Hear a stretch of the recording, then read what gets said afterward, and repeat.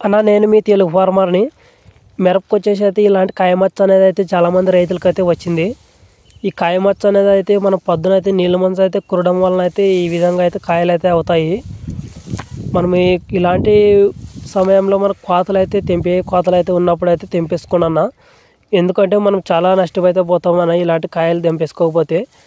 మనం ఎంత కోతలైతే పెట్టుకున్నా గానీ మనం కోత మొత్తం అయితే ఈ విధంగా అయితే మచ్చ అనేదైతే వస్తదన్న.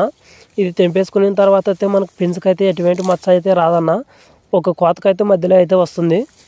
మనకి పొద్దున్న నిల్వ మంచు అయితే ఎంత ఎక్కువైతే కురిస్తే అంత మచ్చ అయితే ఎక్కువైతే వస్తుందన్న. దీనికి ఎంత మందులైతే మనం కొట్టినా కానీ వేస్ట్ అన్న. దీన్ని మందులు కొట్టినా కానీ దీనికి కంట్రోల్ అయితే కాదన్న. మధ్యలో ఒక కోతకైతే కంపల్సరీ వస్తుందన్న నీళ్ళ మంచు వచ్చినప్పుడు. మనకు వర్షాలు అయితే ఎక్కువైతే కురచడం వల్ల అయితే నీళ్ళ మంచు అయితే ఎక్కువైతే వస్తుంది అన్న పొద్దున పూట. అది ఈ విధంగా అయితే మనకు కాయ మచ్చ అనేది అయితే వస్తుందన్న. పించకైతే ఎటువంటి మచ్చ అయితే రాదన్న. తెంపేసి వేసుకోండి. రైతులకు అయితే నష్టపోకూడదని అయితే నేను వీడియో అయితే చేసిన అన్న. మీరు మందులు కొట్టినా కానీ కంట్రోల్ అవుతుందని కోతలు అయితే అలా పెట్టుకోకుండా అన్న. కంపల్సరీ అయితే మచ్చ అయితే వస్తుందన్న.